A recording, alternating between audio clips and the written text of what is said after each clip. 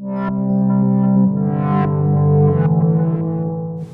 everyone, I'm Noelle and it's Pintober Day 17. It's Foodie Friday and today I'm going to show you a healthier option to a very popular snack. Today's pin is easy and delicious coconut oil popcorn.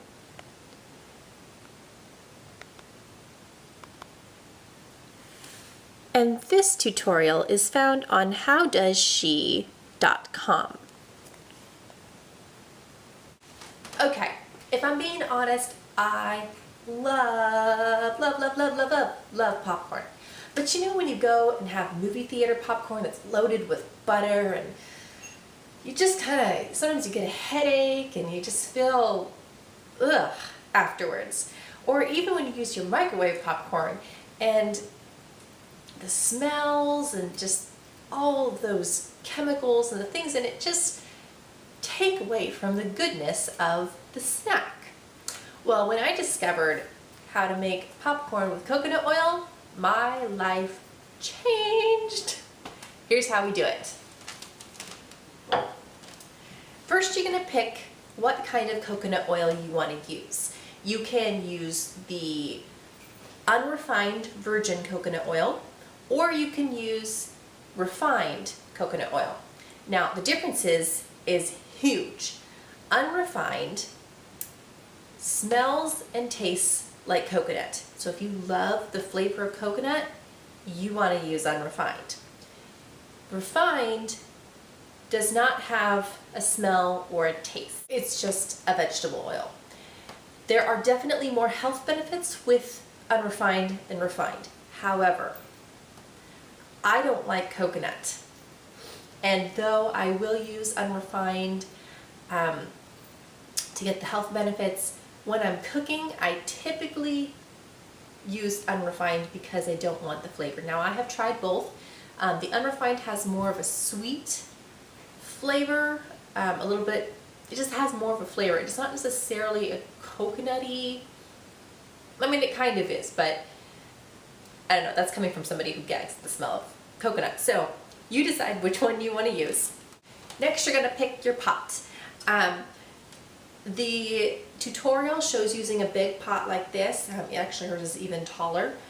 I typically make mine in a 2-quart, just because it makes a lot, and there's just me and my husband right now in our house, or if it's just me, I do not need this much.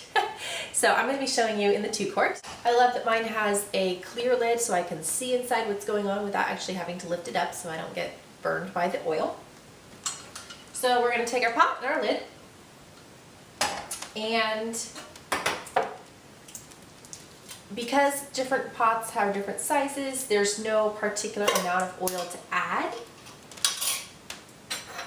I like to add enough so that there's a small, like 1/8 inch layer on the bottom. So we're going to put our oil in. I turn mine to kind of a low medium, not all the way to medium, but not too low so that it melts thoroughly. If it melts and it looks like you need some more, go ahead and add more. I like to make sure that the oil covers most of the top of the kernels when they're put in the pan. And we'll just let our oil melt.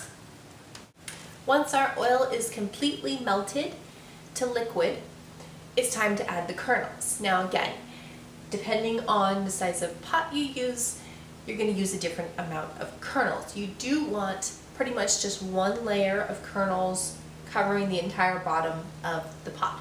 So my 2-quart uses about 1/3 cup of kernels. So I like to shake them up there and coat them with the oil, and then put the lid on, and we wait. This process can take several minutes, so we have to be patient. I personally like to stand by it and watch it just because it's oil and I have a phobia of cooking with oil. When I'm using a small pot like this, I like to hold the lid on with a pot holder because sometimes the air, and as they pop up, they'll try to pull the lid off, or push the lid off. And kind of shake it up to make sure they're all covered.